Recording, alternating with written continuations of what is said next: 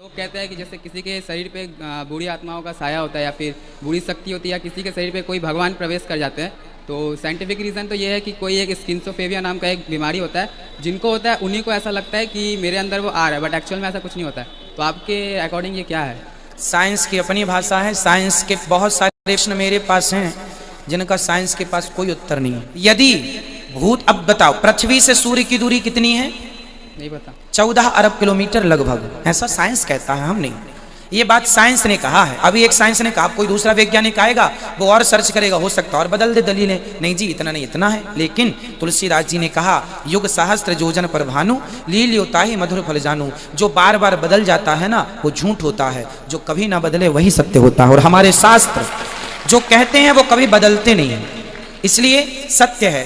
हनुमान चालीसा में लिखा है, भूत पिशाच निकट नहीं आवे महावीर जब नाम सुना। यदि लिखा है तो फिर है इसलिए लिखा है, नहीं तो तुलसीदास जी ना लिखते। अब आप कहेंगे मैं भूत प्रेत नहीं मानता। यदि भूत प्रेत आप नहीं मानेंगे तो हनुमान चालीसा की लिखी ये बात कि भूत पिशाच क्यों लिखा? फिर तुलसी विज्ञान अंदाजे से चल रहा है।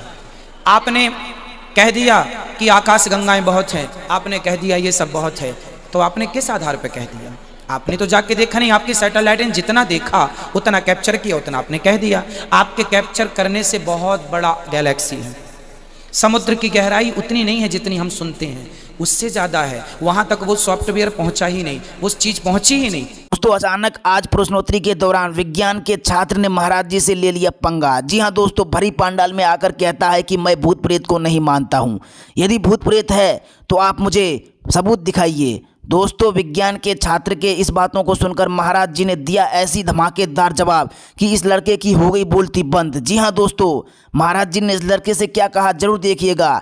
ये लड़का विज्ञान का छात्र है और कहता है कि विज्ञान भूत प्रेत को नहीं मानता है, तो आप मुझे भूत प्रेत दिखाइए। यदि भूत प्रेत है तो आप मुझे सबूत दिखाइए। तब महाराज जी इस लड़के को क्या सबूत दिखाते हैं, चलिए बिना किसी देरी किए हुए इस वीडियो को देखते हैं अंत तक। गुरुजी, मेरा सवाल ये है कि अगर कोई पर्सन दूध से शिव जी को नहलाता है और कोई अगर गंगा जल से शिव जी को नहलाता है, तो शिव जी सबसे ज़्यादा शिव जी ज़्यादा किस पे प्रसन्न होंगे? श्रद्धा पे प्रसन्न होते हैं। भगवान शंकर जी ये नहीं कहते कि तुम दूध चढ़ाओ, गंगा जल चढ़ाओ। आप श्रद्धा से एक तुलसी का पत्ता, एक बिल्व पत्र ही चढ़ा देंगे शंकर जी, उससे भी खुश हो जाएंगे। भाव का भूखा हूँ मैं, भाव चाहिए। आप क्या फॉर्मेलिटी कर रहे हैं? सोना चढ़ा रहे हैं, चांदी, भगवान को कोई मतलब नहीं है सोने चांदी से, ना दूध से, ना दही से, ना गंगा जल से। आपका भाव क्या है, श्रद्धा कितनी?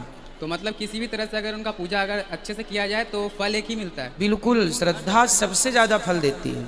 अच्छा गुरुजी, मेरा दूसरा सवाल ये है कि आप मतलब 2 दिन पहले बोल रहे थे कि अगर कोई 5 रुपये का दूध अगर चढ़ा भी देता है शिव जी को तो उससे कोई फ़र्क नहीं पड़ता है, क्योंकि 5 रुपये का दूध अपनी श्रद्धा से लोग चढ़ा रहे हैं, है ना? तो मेरा ये है कि अगर आज भारत में बहुत सारे शिव जी के मंदिर है और हर जगह लाखों लोग 5 रुपये का भी अगर दूध चढ़ा रहे हैं, तो 5 लाख रुपये का दूध में बह जा रहा है। तो अगर उस चीज़ को गरीबों में बांट दिया जाए, उस पैसे का अगर किसी अच्छे काम में अगर लगा दिया जाए, तो वो ये वेस्ट होने से अच्छा है, मुझे ऐसा लगता है। आपका क्या राय? आपने ये बात जो बोली है ये आपने पिक्चर देखकर बोली है। एक पिक्चर बनी है इस पे, यस, है ना? बोली ना? हाँ। आपने पिक्चर देखी फिर आपने ये बात बोली। पिक्चर में इतना कुछ नहीं बोला था, पर जब नहीं, उनने बोला था कि पिक्चर गरीबों में बांट देना था, दूध से क्या होता है, गरीबों में बांट दो। अब मैं आपको बताऊं आपका उत्तर। देखो, ये दास अनिरुद्ध है ना, यस, यहाँ पे कोई भी आता है सबको भोजन मिलता है कि नहीं? जी हाँ। यहाँ आपने कहीं नाली पे दूध बहते देखा? नहीं। हम कर रहे हैं ना सेवा जो हमसे बनती है, यस, कर रहे हैं ना। हजारों लोग भोजन कर रहे हैं, सवेरे संतों को खीर बटती है, दूध से बनती है, बट रही है ना। जिन्होंने पिक्चर बनाई है उनसे आप ये सवाल क्यों नहीं किए जैसा आपने सवाल हमसे किया? क्या उनसे सवाल नहीं करना चाहिए कि चलो हम शंकर जी पर दूध नहीं चढ़ाते, गरीबों में बांटते हैं, जो कि मैं बांटता भी हूँ। शराब पीने से कितनी बहन बेटियों का सुहाग उजड़ जाता है, कितने घर का चूल्हा बुझ जाता है। क्या शराब के खिलाफ शराब नहीं पीनी चाहिए? क्या इस बात पर आज तक कोई पिक्चर बनी? नहीं गुरुजी, नहीं बनी ना। मतलब वो शराब का तो समर्थन करते हैं, जीना अगर जरूरी है तो पीना बहुत जरूरी है, ये वो लोग कहते हैं। मुझे पीने का शौक नहीं, पीता हूँ गम भुलाने को, ये गाने हैं। तो शराब, अब मुझे ये बताओ, शंकर जी पर दूध चढ़ाने से ज़्यादा नुकसान है भारत को या शराब पीने से ज़्यादा नुकसान है भारत को? गुरुजी मेरे हिसाब से दोनों सही है, क्योंकि अगर आप दूध को भी वेस्ट कर रहे हो इधर शराब को भी। बेटा दूध ऐसा है कि दूध तो गाय रोज देती है, जी गुरुजी। रोज दूध तो गाय रोज भाई, गाय जिसके घर में होगी वो दूध निकालेगा, जाके बेच देगा, उसको पैसे में, उससे तो रोजगार बन रहा है, उससे तो रोजगार बन रहा, उससे किसी के प्राण नहीं जाएंगे, संभावना नहीं है कि कोई मर जाएगा। लेकिन शराब पीने से संभावना है कि लोग मर जाते हैं। तो क्या शराब नहीं बंद होनी चाहिए? इसके खिलाफ क्या पिक्चर नहीं बनानी चाहिए? बनानी चाहिए, पर मुझे मौका नहीं मिला आज तक पूछने का, तो आपसे आज मिला, इसलिए मैं आपसे इस सवाल को पूछा। इसलिए शंकर जी को दूध चढ़ाना ये लोगों की अपनी श्रद्धा है और इसके पीछे एक बहुत बड़ा साइंस है। अब मुझे आप ये बताओ कि शंकर जी के ऊपर दूध कब चढ़ाया जाता है, किस महीने में? सावन में। हाँ, बिल्कुल सही उत्तर दिया बच्चे ने। सावन में शंकर जी के ऊपर दूध क्यों चढ़ाया जाता है? कभी आप इस पर रिसर्च करेंगे तो साइंटिफिक रीजन निकल के आएगा, जो उन पिक्चर बनाने वालों को, उनके बाप दादों तक को कभी पता हो नहीं सकता। साइंटिफिक रीजन ये है कि सावन के महीने में जब पहला पानी गिरता है ना, तो आपकी दादी अम्मा माँ जरूर कहती है बेटा पहला पानी है उसमें मत नहाना, क्योंकि वो पानी जहरीला है, क्योंकि सारा पॉल्यूशन ऊपर है, वो पानी पहला लेके नीचे आता है तो सारा प्रदूषण उसमें घुल जाता है। तो पहले पानी से जो पहली घास पैदा होती है वह पहली घास भी जहरीली होती है, हाँ या ना? यस। तो पहली घास के जो गाय दूध देती है उस दूध को बहाने का कहा गया है, उसे बच्चों को ना पिलाओ, उससे ना पियो, क्योंकि वो बैक्टीरिया दूध में आ सकते हैं, इसलिए उसे शंकर जी जहर पीने वाले हैं, शंकर जी जहर पिए हैं, तो ये जहर शंकर जी पे चढ़ाया जाए, इसलिए वो दूध बहाने का कहा जाता है कि पिया ना जाए। और पहले दूध ज़्यादा होता था, है ना, सावन का पहली घास का दूध नहीं पीते थे क्योंकि वो ठीक नहीं होता था स्वास्थ्य के लिए, तो वो परंपरा बन गई।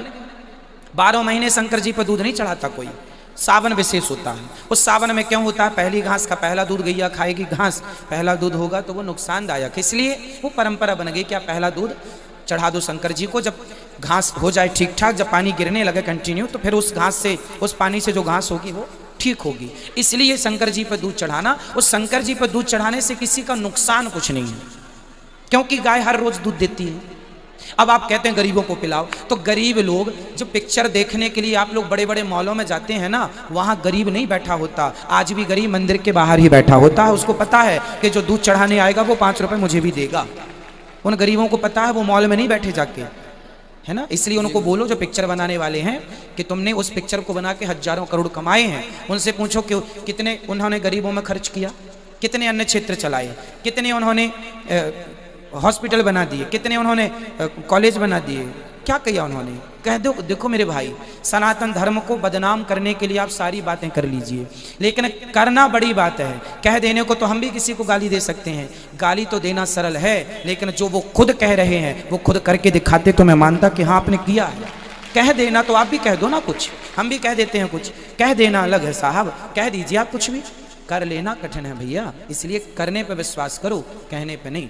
जी गुरुजी एक लास्ट सवाल ये है कि लोग कहते हैं कि जैसे किसी के शरीर पे बुरी आत्माओं का साया होता है या फिर बुरी शक्ति होती है, या किसी के शरीर पे कोई भगवान प्रवेश कर जाते हैं, तो साइंटिफिक रीज़न तो ये है कि कोई एक स्किन्सोफेबिया नाम का एक बीमारी होता है, जिनको होता है उन्हीं को ऐसा लगता है कि मेरे अंदर वो आ रहा है, बट एक्चुअल में ऐसा कुछ नहीं होता है। तो आपके अकॉर्डिंग ये क्या है? साइंस की अपनी भाषा है, साइंस के बहुत सारे प्रश्न मेरे पास हैं जिनका साइंस के पास कोई उत्तर नहीं है, तो साइंस भी बहुत जगह चुप है, ठीक है। साइंस क्या है? साइंस ये है कि एक वैज्ञानिक ने जो बात कही उससे आगे की खोज यदि दूसरे वैज्ञानिक ने कर ली तो उसकी बात को वो वैज्ञानिक काट देता है। बड़ा वैज्ञानिक छोटे वैज्ञानिक के रिसर्च को खत्म कर देता, बोले आप नहीं पहुंच पाए, हम ज्यादा जानते हैं, तो विज्ञान ही विज्ञान को काट देता है। आप जानते बहुत सारी थ्योरी हैं जिनको काट दिया गया, नकार दिया गया, आप मानते हैं इस बात को? जी गुरुजी। तो यदि विज्ञान की बात सत्य थी तो थ्योरी कट क्यों गई? पहले थी आज नहीं है, इसका मतलब है विज्ञान अंदाजे से चल रहा है।